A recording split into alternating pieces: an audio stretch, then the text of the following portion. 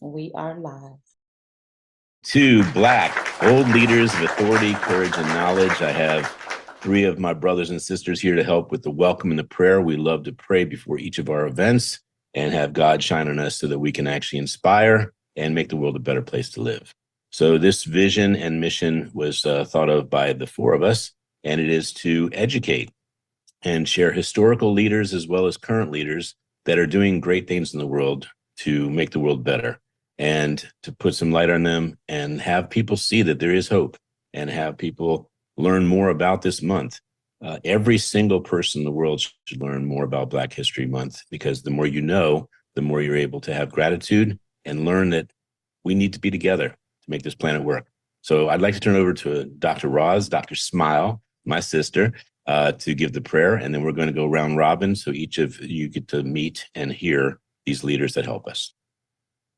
Blessings, blessings, blessings. Father God, in Jesus' name, we thank you for raising Black leaders of authority, courage, and knowledge for such a time as this. Clothe us with your wisdom, anchor us in integrity, and fill us with fearless faith. Let our voices carry truth, our actions reflect justice, and our lives reveal your glory. Strengthen our minds, steady our hearts, and establish our steps as we love and lead, serve with humility, and walk in kingdom authority. We declare we are empowered, equipped, and appointed for impact. In Jesus' mighty name, amen. Amen.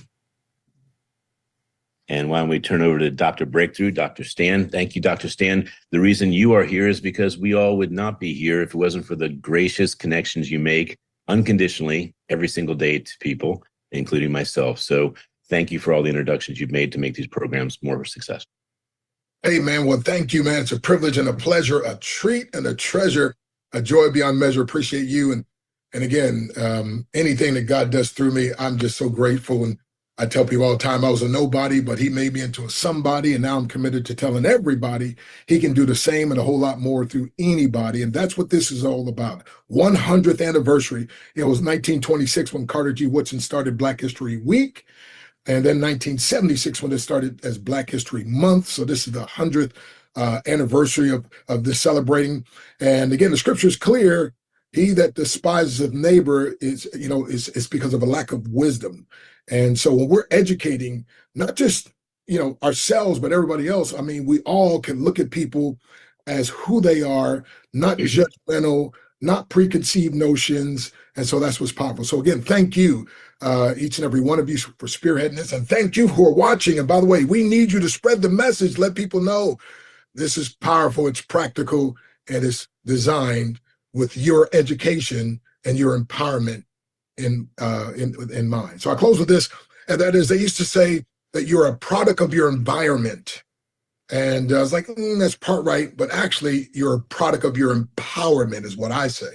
And so we can change our empowerment by being part of this Black Hour of Power every day. By the way, Doc, the other day I was in tears just seeing people honoring other people that are so powerful. Unlike the crab in the bucket, one crab's trying to get out and they pull him back down.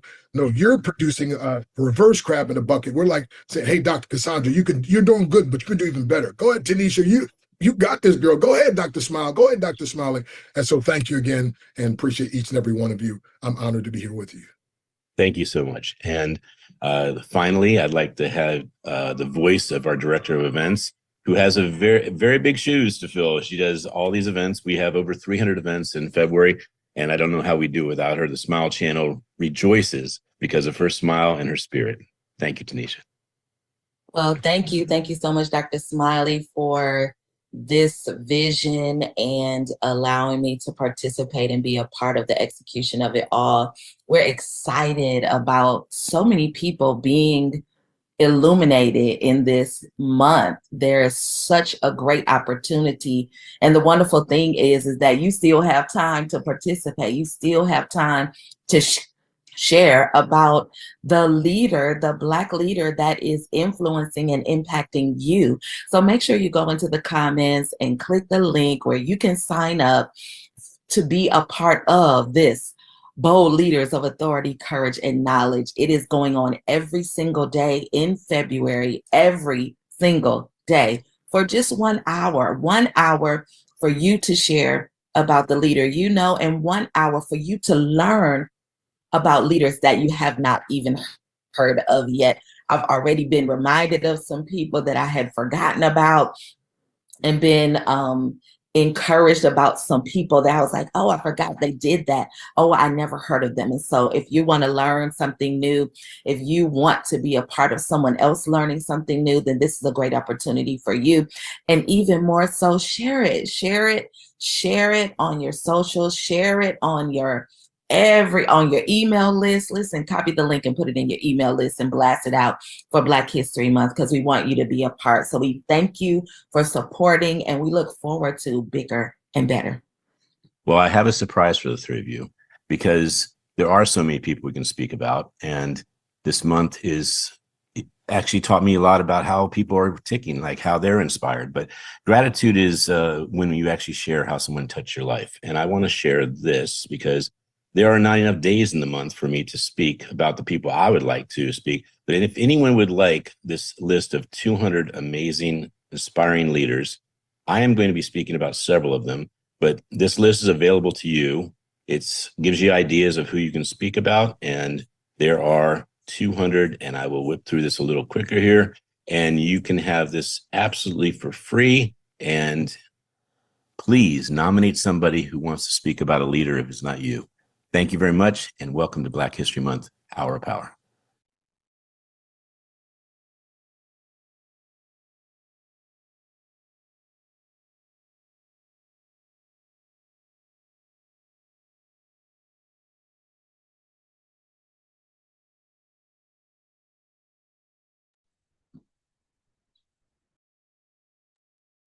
Hello, everyone. It's Melissa Alcorn. So excited to be joining you all tonight. I am so honored and privileged to be a part of this moment. I am an educator, and I truly believe that education is an exceptional way to and path to freedom, empowerment, and joy for people of color. So I'm so grateful to be here tonight. I want to share about Dr. Mary Bethune because she inspired me. And I want to give you a little bit about why she has inspired me and a little bit about her life.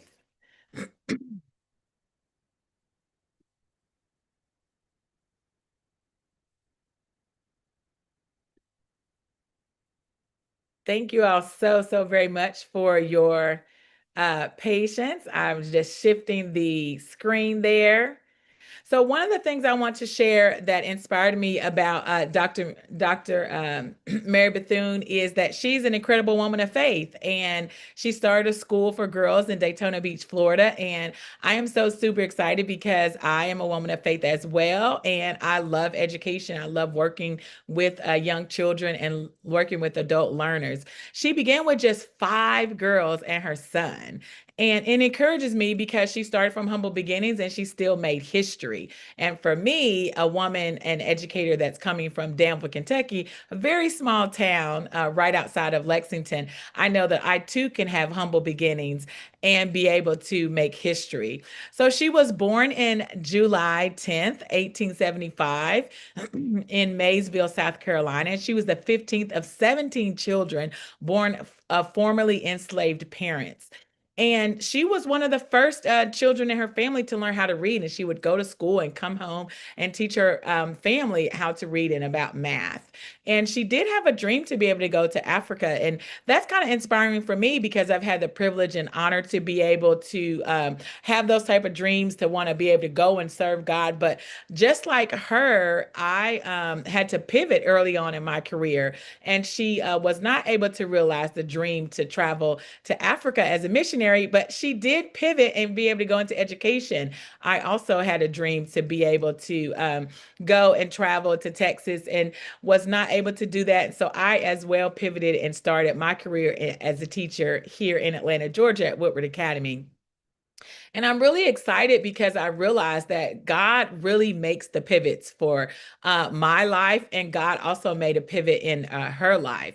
So in 1904, she moved to Daytona, Florida, and she started the school, and the school eventually grew to become Bethune-Cookman University, which still exists today. So that is just phenomenal. Another reason why her life resonates deeply with me is because like Dr. Bethune, I too believe that if you have education, then you have a world that can open up to you. The power of education for me and being able to educate others is so fulfilling. And I'm so grateful that I can be able to look back at my history and see other women that have that deep passion for education like I do. I also love that her impact extended beyond school. You know, she built a strong community of Black women leaders, and she worked closely with Mrs. Roosevelt and served as an advisor to the U.S. president. And so I'm just really grateful that her life has been such a blessing to me, because she not only inspired children, but she was able to work with some of the most powerful leaders of our time. And I love some of the quotes that she left us. And so that's such a blessing. She once said that faith is the first factor in a life devoted to service. And that just resonates so much with me. Her life proved that faith and action could go together. What I really love when I think about her and when I study and read about her is I love that I can pick up some leadership lessons from her life that just carry me to this day. Not only is she an inspiration because she had humble beginnings and was able to really inspire some of our greatest leaders, but she too herself was an incredible leader, and she left lessons that I'm still learning to implement into my life. One of the lessons that I think her life told us is that you need to start with what you have. She started with 5 children and her son, and it has become now an historically Black college university. So, as someone that graduated from an HBCU, I know the power of HBCUs, and I'm just so grateful that I'm able to be able to recognize that you can start with what you have and end up as a founder of an HBCU, of course, as she merged it with Mr. Cookman. And I also love the lesson that she teaches about education, that education transforms generations. And for me, literacy, which is the first degree that I really studied and have a master's in, literacy is freedom. You can open up a book and travel anywhere in the world. And I'm really grateful that she has left me with that leadership lesson, that to always remember that wherever I am, and even wherever the people that are listening to this are, they can always open up a book, regardless of where they might be physically, and they can travel mentally, and they can travel emotionally and spiritually. I love that her faith guided her calling, and that she had faith first and then strategy second. And that really speaks to me as someone who also has a life that believes that faith is first, and what I want to honor what God is doing in my life before I try to create strategy. And a really huge lesson that she has taught me that I'm implementing even now in my life is community, and how powerful it is to do community. You know, when we want to do something really big in the earth and make history, oftentimes God will surround us with wise community. And I also love that she was able to rejection, and reframe people that told her no. She didn't let no stop her. So that's really powerful. And so I'm so excited to be able to share what I love about her. And I hope that you have enjoyed this time. I also want to just conclude by saying that just like Dr. Mary Bethune did not wait for ideal conditions, she built where there was a need, and she taught where there was where there was a need, and she led where there was silence. I'm excited to say that I one day want to be able to be a type of person that consistently builds where there's a need, and teaches where there's a need, and leads where there is silence. And I want to be a person like she was, that turns faith into action. And so I strongly believe that education is empowerment. And I'm just so honored to be able to share what I've learned from this amazing historical figure. And I want to thank you for your time. I also want to bring up, so excited. Let me let me get here.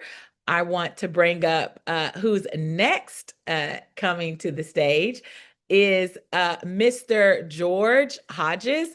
And Mr. George Hodges is a transformational speaker, inspiring individuals to lead boldly with authority, with courage, with knowledge.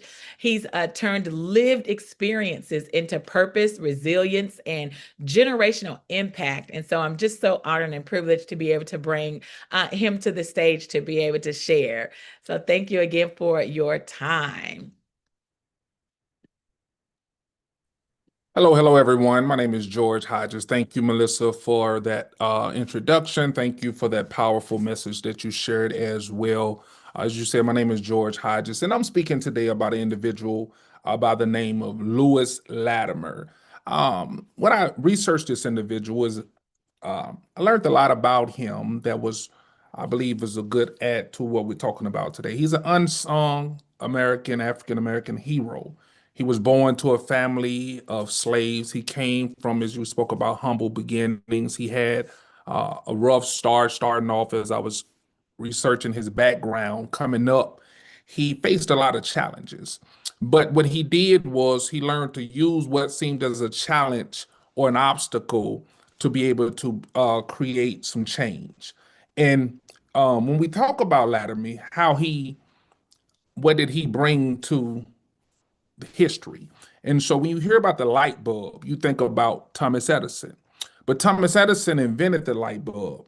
But Latimer was the individual who brought it into manifestation. When the light bulb was first invented, it burned out quickly. It was too expensive. It was fragile for everyday use. But Lewis, although he never went to school, he never had a college degree, he never was taught to even do the things that he did. But what he had was a drive and motivation behind himself to see, to make a change. He saw where there was a problem and he wanted to be a solution to the problem.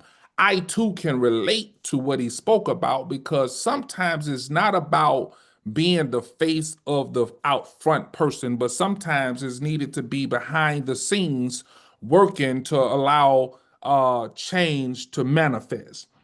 So he was a self-taught draftsman who studied engineering and textbooks after hours because no one was willing to teach him. No one would give him a chance. No one would give him the opportunity, but he did not allow the fact that people didn't give him an opportunity to stop him from pursuing what his heart felt. He wasn't given opportunity, but he studied survival. And living here, sometimes you realize that those things that don't make us kill us make us stronger. And some of us know what it's like to have to teach ourselves how to live after we almost destroyed our lives, right? And so we say Edison's name when we think about the light bulb, but history rarely talks about individual like Mr. Latimer. As I was researching him, I found out his birthday was September the 4th. He was born September the 4th, 1848. And they made me really be able to feel where he was coming from because my birthday is September the 5th. And I know the type of character that I have. The character is of being a person who can step in and try to help individuals to become better. Somebody who can step in and when you see a problem to address the problem, to try to fix it without getting the recognition, knowing that it's about the team and not about an individual. And Lewis, coming from enslaved parents, coming from individuals that didn't have much, but he had something inside of him. He had drive, and most of all, he had faith. Later on in life, he played a powerful position in starting a church or being a founding member of the church. And I truly want to believe, if my imagination serves me good, that his faith gave him that extra push. That faith allowed him to stay within the fight. That faith allowed him to keep going when everything was working against him. Okay. And so, forgive me. He wasn't given opportunity. We said that. But here's the tension. What if your purpose is not to create the light, but what is your purpose is to make it sustainable? So Edison created something, but what he created, it needed some additional help to make it better. What if your position is not to be the Michael Jordan, but to be the Scottie Pippen, to be the best second man, to be the team player that helps to make it come along? Some people are called to launch the mission. Some are called to start the movement. Some are called to be the face of innovation. But others are called to stabilize it, build the systems, make sure it doesn't burn out. Lewis Latimer didn't make the light brighter, he made it last longer. His impact, his influence, what he put into it, although history hasn't recognized him or given him his flowers for the job that he's done, but I still want to believe that he received, "Well done, thou good and faithful servant." He understood his purpose. He understood his assignment of why he was placed here. Sometimes we think that we have to have the big platform to be able to be effective and impactful in this world, but you have to, as the Miss Melissa spoke, you have to work with what you have. If you don't have but a little, you have to learn to work the little and still respect the little and understand that the little can become much greater. Now, there are people in this room today who didn't start the company, who didn't build the platform, who didn't get the recognition, who didn't get the name on the door, but you were called to fix the culture. You was called to rebuild the systems. You were called to hold the family together. You became disciplined after chaos. You weren't the ideal, but you were the infrastructure. And infrastructure doesn't get applause, but it gets the pressure. Infrastructure is like the foundation, the ability to hold everything together when it seems like everything is falling apart.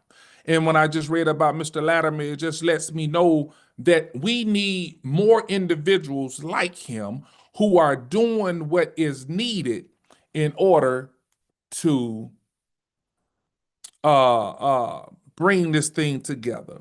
And I'm gonna bring this to a close. Um, can you serve a vision you may never be credited for? Can you become stable after trauma? Can you become disciplined after destruction? Can you become consistent after chaos? Lewis Latimer didn't invent the light bulb, but he made it possible for the world to live in the light. And maybe your job isn't to shine, maybe your job is to last. Listen, I thank you for your time. I thank you for your consideration. And I thank you for the opportunity to be able to speak in this marvelous program. Blessings to you all. Wow, that was phenomenal. Thank you so much, George. Listen, all of the questions, okay? It's all the questions for me, ladies and gentlemen. What if your purpose is not to create the light, but to make it sustainable? Incredible. He asked some phenomenal questions. What about, can you be disciplined after destruction? Phenomenal. So excited to be in this conversation.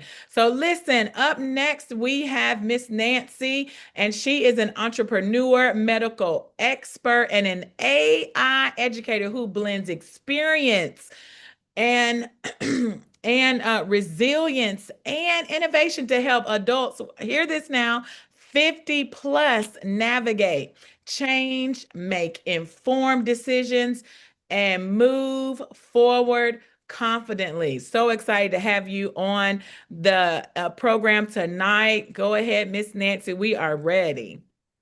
Thank you so much. As she said, my name is Nancy Wolf, and I have the privilege to introduce you to a man who has impacted thousands of lives. William A. Carter, known to us simply as Willie, was born April 30th, 1926 in Camden, South Carolina. When he moved to Mamaroneck, New York as a young boy, he wrote an essay about his dreams. He wanted to be a teacher, a coach, and a golf professional. His teacher laughed at him. She told him those goals weren't attainable for a young Black man. Instead, she suggested that he become a golf caddy and nothing more. But Willie's mom gave him advice that would shape his life. She told him, when a door is closed, another is open. And Willie spent the next 84 years proving his childhood teacher spectacularly wrong. Willie's coming of age happened at Winged Foot Golf Club in Westchester County, one of America's most prestigious courses, where the U.S. Opens were played and legends were made. At 12 years old, he worked as a caddy for $1 per round. But Willie wasn't just carrying bags. He was getting an education that money couldn't buy. He caddied for people like Bob Hope, Bing Crosby, and Ed Sullivan, and some of the biggest names in entertainment. He played with Butch Harmon, who would later become Tiger Woods' mentor during his most dominant years. And Willie observed their swings. He learned the strategies of the games, and he absorbed everything that he could. In fact, he and his brother Leroy were so passionate about golf, they buried coffee cans in an abandoned lot behind an apartment building to create their own 3-hole golf course. And can you imagine that?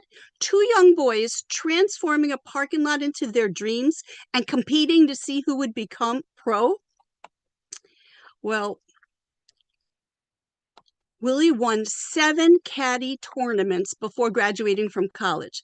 Years later, he would actually coach Gary Player, a 9-time major champion on his backswing on a PGA tournament.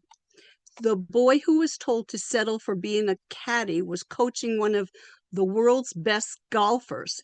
And he was actually breaking barriers in 2 fields, because after serving in the U.S. Air Force, he earned a degree in elementary education from Fayetteville State Teachers College in 1951, and later his master's degree from New York University.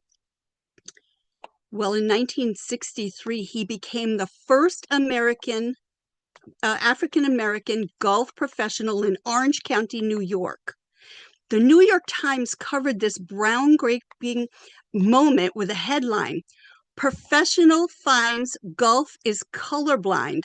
Negro instructor is doing well at Central Valley Golf Club." When asked how he felt, Willie said he wondered how he'd be received. He figured women would be reluctant to take lessons from him.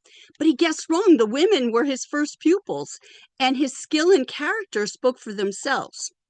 While working as a golf professional, he also pursued his education. In 1968, he became the first African-American principal in the Middletown School District, serving at Mechanicstown Elementary School for over 20 years. That's when I met him. He had a revolutionary approach to education. Willie developed what he called school as a feeling approach, the belief that children learn best when valued as individuals. His philosophy became a model for teaching institutions throughout the Northeast and even in Nova Scotia.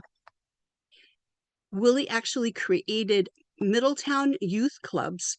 He drafted 210 volunteers to engage 3,000 students in afternoon and evening activities, from gymnastics to chess, from dance to sewing. He understood that education happened everywhere, not just in classrooms. In fact, his favorite saying was, "You just can't beat the person who never gives up." And he lived by these words.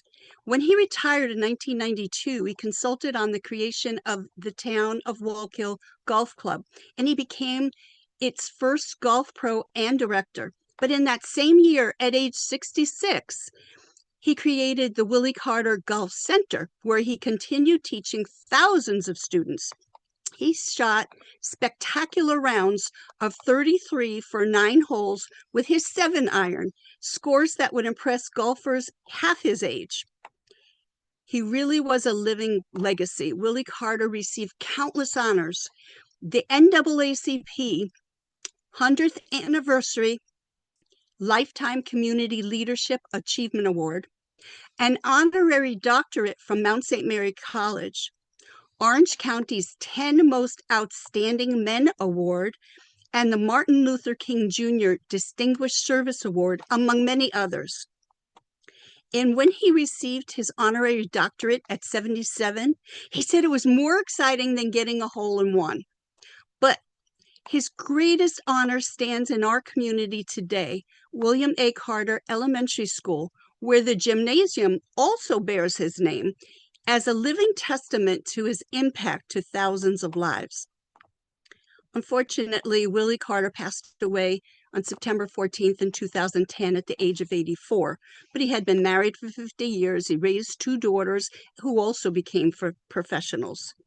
And I wonder, today the school is named in his honor to study Black History Month by learning about heroes like Rosa Parks and Mae Jemison, brave, determined, inspirational leaders.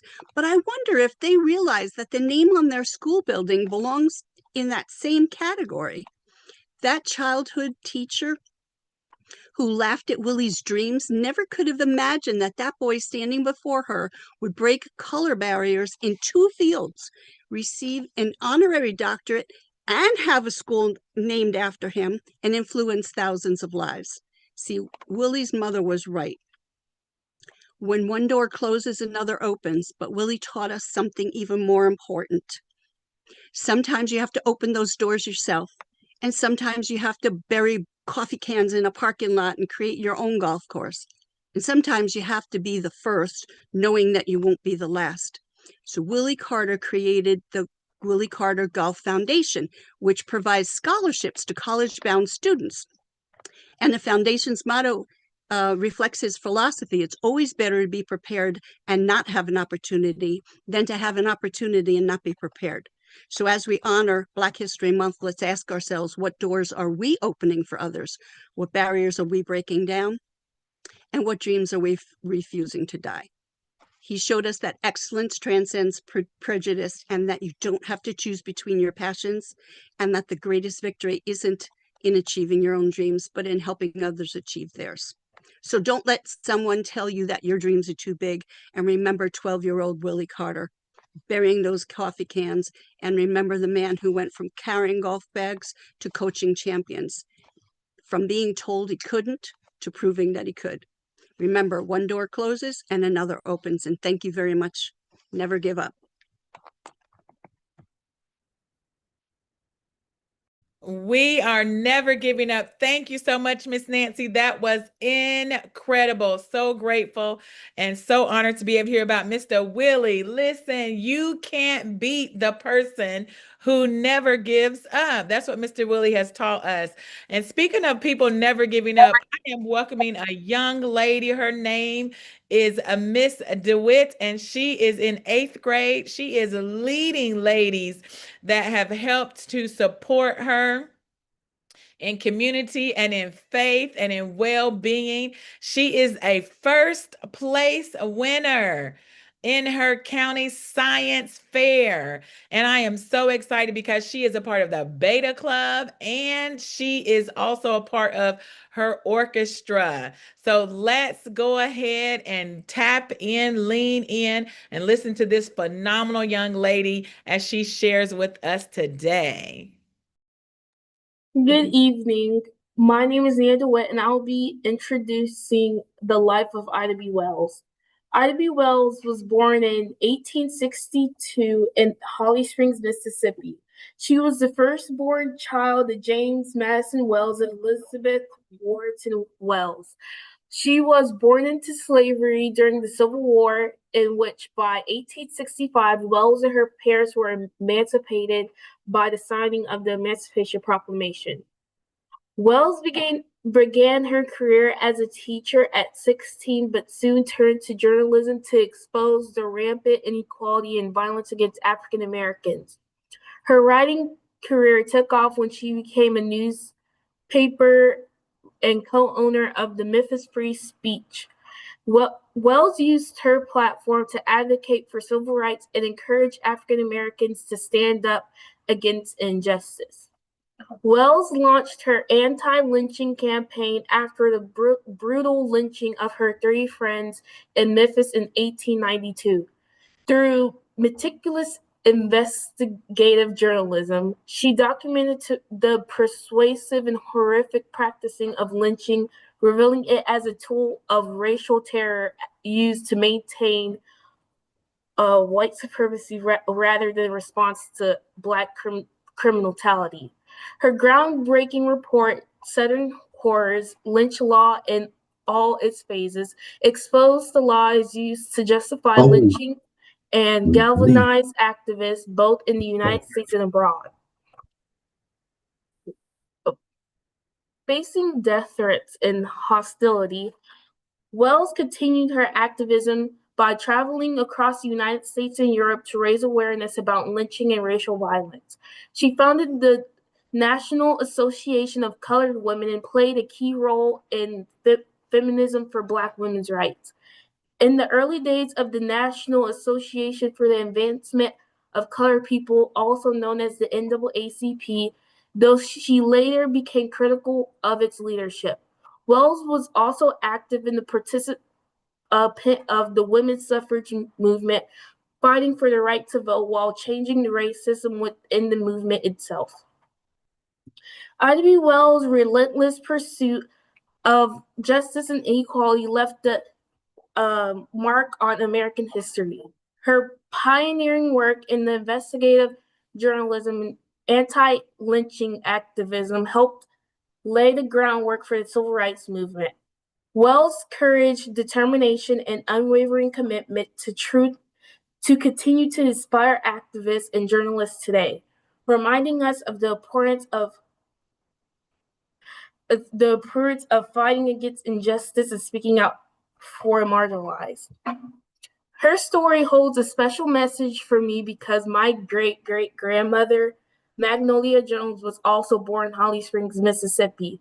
Holly Springs, Mississippi was a prominent town for African Americans. My great-grandmother owned and farmed several acres of land like my family. Ida B. Wells valued education and learning. She also believed in uplifting the community for African Americans to thrive in the rural South.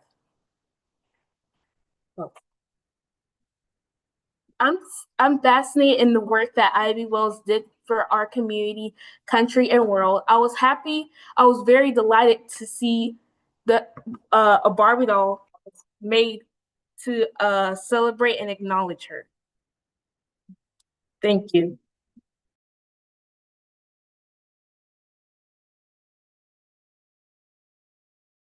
Wonderful. So excited to see that Barbie doll as well. Wonderful. Thank you so much for sharing. I am excited to bring up our next excuse me, our next speaker, Dr. Tina. She is a business coach who helps ambitious entrepreneurs create businesses and with their heart. She's a faith fulfilled wife, mom, and cookie baker. That is correct. A cookie baker. She delivers clarity, confidence, and cash flow to every client. Let's welcome her to the stage.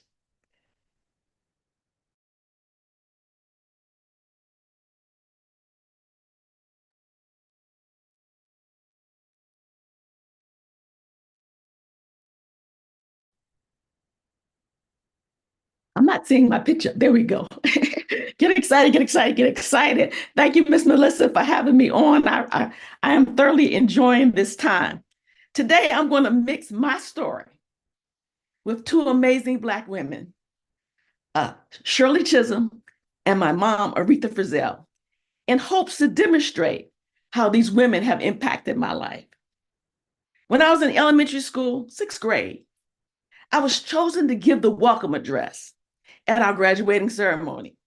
It was an honor. It was a big deal.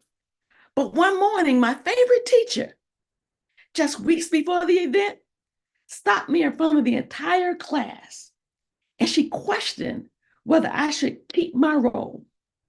My reading, she said, just wasn't strong enough. I remember putting my head down, tears flowing. I wasn't surprised. Reading had always been a struggle for me. I had speech therapy. I got side-eyed. Teachers would whisper in the corner, go, I know she's smart, but something is missing. But what they didn't know was that I had memorized the entire speech, word for word. I got up on graduation day and delivered it with pride, with promise, and with possibilities. And when I finished, I still remember it to this day. We welcome you this morning. We thank you for coming. We hope you will leave with beautiful memories. That was the final line in my speech. And then I received a standing ovation. Now, that brings me to Shirley Chisholm. That fire, that refusal to fold. I didn't know it then, but I was walking in the legacy of Shirley Chisholm. Shirley Chisholm was the first Black lady elected to the United States Congress. At the time, when rooms were not just male-dominated, they were male-defined. She didn't just enter into politics. She entered into history. She ran for president in 1972 because she didn't expect to win, but because she believed someone had to raise the issues that others refused to touch. She said, if you're not invited to the table, bring your own folding chair. But what I loved most about Miss Shirley was she liked and took into consideration the overlooked. Children, women, workers, those struggling silently just to do their best. She was unbought, unbossed, and absolutely unstoppable. And as my story continued, I wasn't just building policy like Miss Shirley. I was building physical spaces. At NASA as an engineer, I built construction labs, cafeterias, high bays, places where innovation lives. But my journey to get there wasn't smooth. I was undiagnosed. I had undiagnosed dyslexia. Back in the 60s and 70s, nobody talked about that. Not for girls, not for Black kids. I didn't have a diagnosis, but however, I had a determination. And I had a gift. I could memorize anything. But instead of growing that gift, I tried to learn like everybody else. And I struggled. Because I wasn't built like everybody else. And that wasn't a flaw. That was by design. I graduated college, not magna cum laude, more like thank you, Lottie. But our children, we got them help early. Our daughter with the most severe dyslexia, who they said would never go to college, she graduated summa cum laude. And my other daughter, magna cum laude. That's the power of knowledge and nurture and our Almighty God. And before I retired, I led one of NASA's most successful coaching programs, both with internal and external talent. I went from building facilities to building people. And that might be the legacy that I'm most proud of. Now, that brings me to legacy. Speaking about legacy, there's my mom, Aretha Frizzell. She's my personal hero. At 91, she's still sharp, still strong, still serving sass, and stylish. She started her federal career as an elevator operator. She retired at 49 years of age as acting deputy director of the Unemployment Compensation Board. She didn't go to college until I was in high school. No, junior high school. As I watched her, she inspired me. I remember when she attended the March on Washington with Dr. Martin Luther King. Heck, she wrote 2 books post-80s.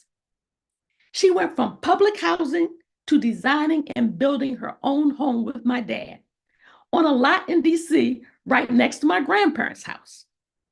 She had to locate 2 owners of the lots out of state to get them to sell the land to her so that they could build a home. They hired a private builder and built their home. This was in the 60s. This was kind of unheard of. She owned businesses, raised 3 children, buried her husband of 50 plus years, and she still lives in that house today. My mother taught me inch by inch, life is a cinch. I was eyewitness to her demonstrating the way. She didn't just climb, she carved the way. She carved the path. So in closing, when I think about Black history, I don't just think about the past. I think about the legacy that lives in motion. From Shirley's folding chair to my mom's belief in breaking barriers. And to me, a girl who couldn't read out loud in school, now coaching leaders to lead out loud. To every woman who wonders if she's enough, to every girl who struggles in silence, you don't have to start strong, just stay steady. You're not broken, you're brilliantly built. These women, they were so inspirational to me. Being an engineer in an all-male world, I knew I could do it because Shirley did it. Building my own home, I knew I could do it because my mom did it. These women were inspirational.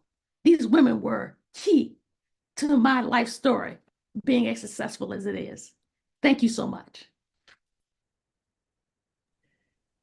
Amazing. What a phenomenal testimony to be able to talk about the joys of knowing that your own mother is a shero, and knowing that you could build because your mother built, and knowing that you could do it because you heard Miss Shirley did it.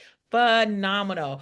Thank you so much for those that have stayed on and stayed connected. We are going to bring now to the platform a 20-year retired U.S. Army veteran. His name is Mr. Terrence, and he served in more than 20, yes, that's right, 20 countries across Europe and Asia as a financial analyst with the U.S. Army Finance Command. His military career required rigorous financial stewardship, operational leadership, and advisory responsibility in complex, high-risk environments where trust and precision and accountability were mission critical. Let's welcome to the platform, Mr. Terrence. Get ready, get ready, get ready. Get ready, get ready. How am I coming in on the mic? Loud and clear? Loud and clear. Loud and clear. Black History Month. Bold leaders of authority code, courage, knowledge, Black power of hour. The title of this message is going to be Mandela in Action, the making of a Black leader, a bold leader, a leader of authority, a leader of courage, knowledge. But do I really, really need to tell you about Nelson Mandela? Yes, I do. Today, I'm going to connect not only Nelson Mandela's authority, I'm going to connect it with his courage and his knowledge. But what did Nelson Mandela do to make history? That's the question I want you to listen as I speak about this gentleman for the next 7 to 8 minutes. What did Nelson Mandela do to make history? Nelson Mandela, he dismantled apartheid. Hear me out now. This gentleman is a textbook example of modern leadership. Nelson Mandela was really born free. If you really know the backstory, his name, when his school teacher asked him, "What's your Christian name?" He said, "I don't have a Christian name." And the teacher immediately, she called him by his name. "Your name is Nelson Mandela now." But what did Nelson Mandela do to make history? It's Black history. But Black history is a time for us to reflect. Black history is a time for us to recalibrate. Black history is a time for us to recommit. But what did Nelson Mandela do? Well, let's say 27 years in prison. We 27 years. Now, I spent 20 years in the military in more than 20 countries, Europe and Asia. From the age of 18, 20 years later, I wasn't even 40 before I retired. Right now, I'm 58. But the 27 years that Nelson Mandela spent in prison, I know the Lord told me this last night. He said, "Terrence, he wasn't bitter." You know Nelson wasn't bitter because he came out and became the president of South Africa. He dismantled apartheid. Just think for a minute now. You've gone to prison for any length of time. Matter of fact, let's say you were waiting in traffic on the 405. I live in Huntington Beach, California, and I'm humble and grateful to live here. 27 minutes, people couldn't wait. This gentleman did 27 years in prison. That's some authority. See, he demonstrated moral authority. It wasn't positional authority. He was in prison 27 years. But let's connect that authority to his courage. You know it had to be discipline. I spent 20 years in the military, not 20 years in prison. It may have felt like prison, but the truth be told, it wasn't prison. He had to be compassionate. He had to be rooted in forgiveness. See, when you really look at Nelson, the righteous are as bold as lions. Look at Nelson's head. Don't he look like a lion? But you know he had to be rooted in self-mastery. 27 years, walk out of prison, become the president of South Africa, dismantle apartheid. But check out how he does it. Courage, humility. He steps down after one term. Now, come on now. That's emotional discipline. That's courage with compassion. That's listening leadership. Now, this is the making of a Black leader, a bold leader, a leader with authority, a leader with courage, and a leader with knowledge. See, let's talk about his knowledge. Nelson Mandela studied relentlessly. He clerked in law. Now, he may have ended up in Robben Island. That's a prison. 1964. Do your homework. We only got a few minutes here. But this man went from royalty. No, royalty. He was born in royalty. He was walking along with, sheep. Literally, though, literally. Do your homework. This is Africa. But he was born into a royal family. So, like he said, I was born free. But can you imagine going to prison for 27 years with that mindset? The kind of knowledge, the kind of wisdom God has blessed you with. Let me ask a couple of questions before we move on to the next speaker. But let's give Nelson Mandela his rightful position in Black history. Are you accumulating knowledge? In the age of AI, in the age of AI agents, Zoom, WhatsApp, Cash App, Facebook, Meditate, are you accumulating knowledge? See, because Nelson didn't just accumulate knowledge. He transferred his knowledge into impact. He's still impacting me, because that's what really hooked me with Nelson. Nelson said, you can never lock up my mind. You couldn't lock up my spirit. I was born free. And I know how that feels. I'm from Mississippi. So we know that heritage, the backstory. But for me to go from Mississippi to the military and start in Monterey, Mississippi military Monterey, I expected, like Nelson, I was born free. But let me land my plane and just connect this and just say, look at the mentorship mandate of Nelson. He built leaders.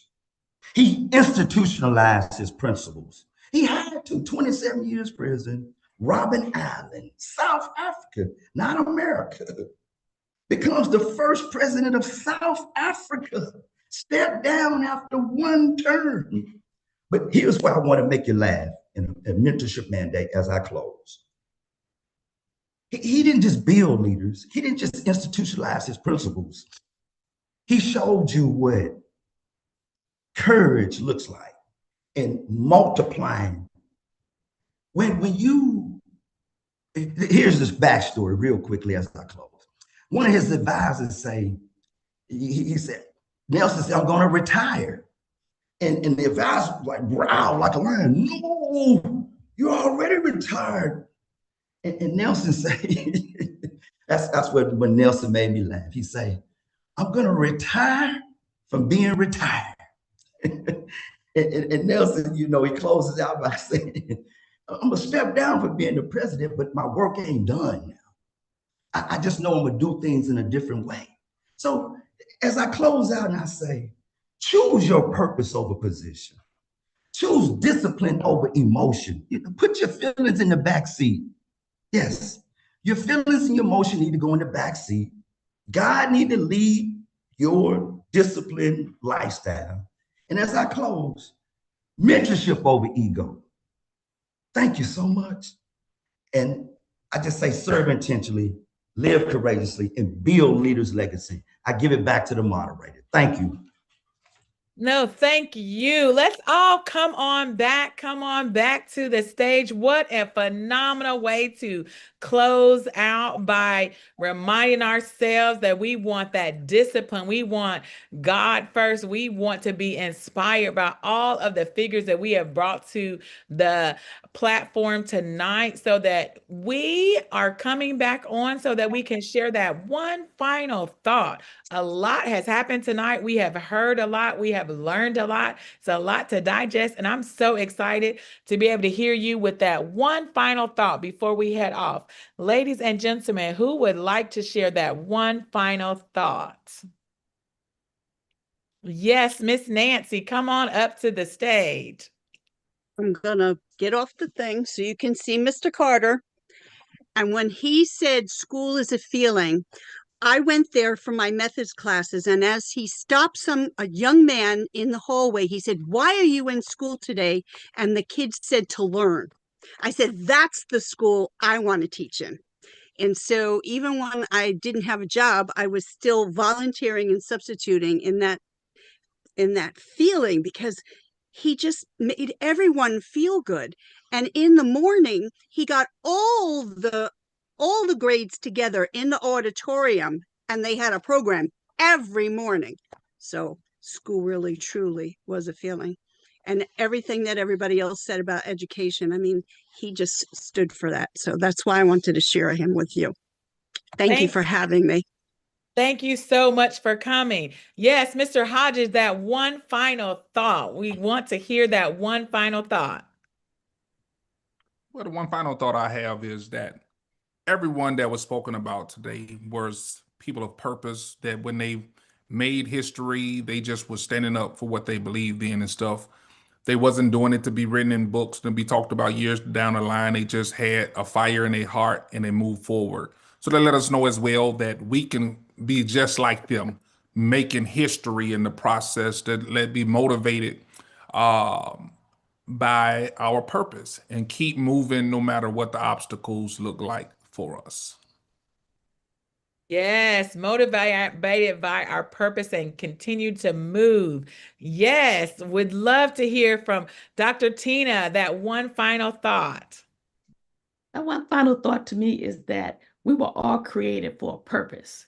God had something in mind when he tapped us on the shoulder and built us.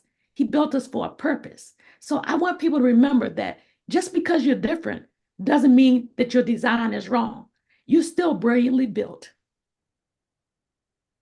Brilliantly built, brilliantly built. Yes, I would love to hear from our final two speakers that one final thought.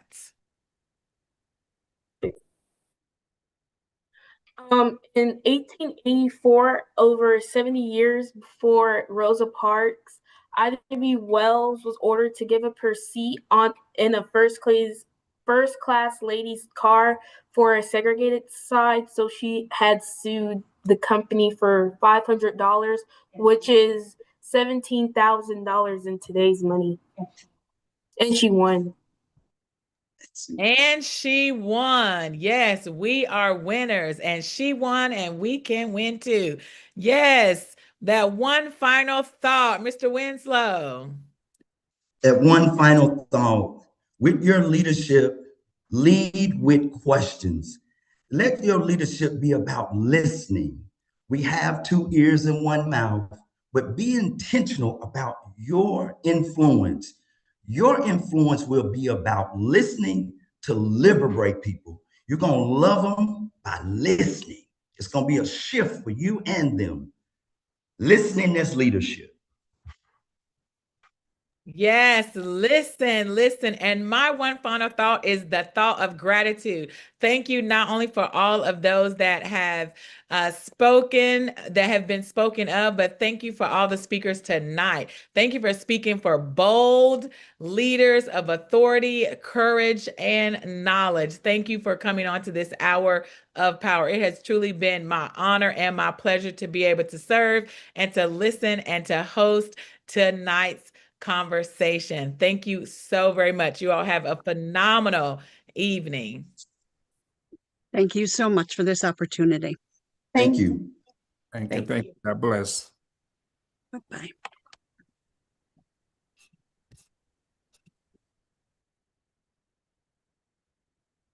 Thank